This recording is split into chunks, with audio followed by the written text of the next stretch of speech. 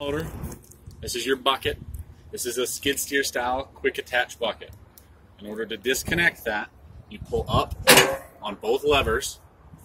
Then with the tractor running, you'll tilt forward just a little bit and back out. Then to come into either pallet forks or buckets or anything else, same thing, you'll have both of these up, tilt forward a little bit, and come in, and you'll catch this lip right here. Just catch that, and then pick up, tilt back, and lock those both down into place. This is your grill guard. In order to open the hood, you do need the grill guard just folds forward. But when you're done, make sure and fold it back, otherwise it'll rub on the loader arms and it'll just get scratched up. Your hood release mechanism is right here. And it's kind of tricky.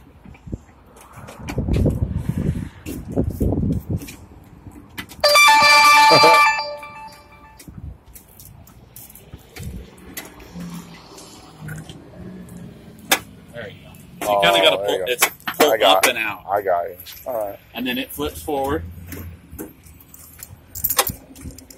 So here's your radiator. And then right behind your radiator, you have this screen. So what this does is it keeps grass and straw and little bits, like if you're mowing or kicking up a bunch of stuff. So in the summertime, you'll want to check this from time to time just to make sure it's not clogging up the radiator. Your air filter is right here. Your coolant overflow is over here. And then your dipstick to check the oil is over here.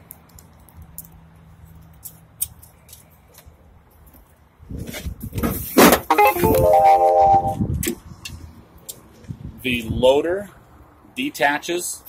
You don't have to get off the operator's platform.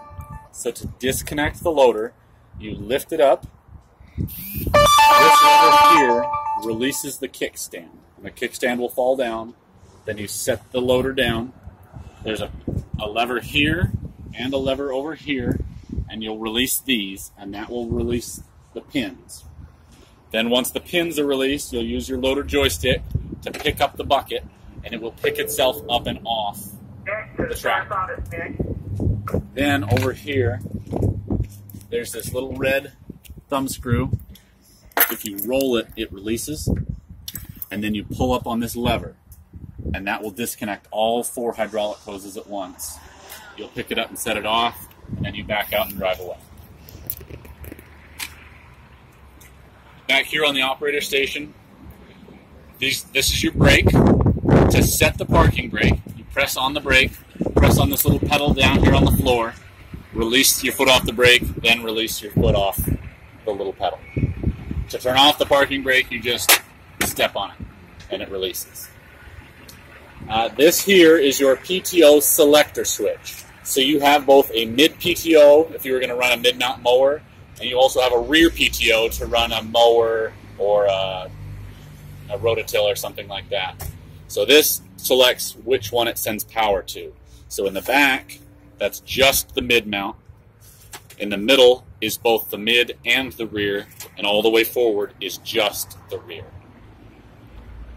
Then to turn the PTO on, you slide that lever forward and it will engage.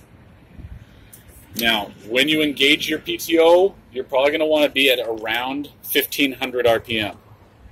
You don't want it super high because that's just hard on all the mechanics, everything just starting. But you also don't want it at an idle because that's hard on the engine. So be about midway. Then once it's engaged, then you rev up to about 3100 RPM, right to that yellow line, and that's when it'll be spinning fast enough to do whatever you're doing. This lever here is your tilt for the steering wheel. This controls your headlights, your flashers, and your turn signals. This over here is your throttle.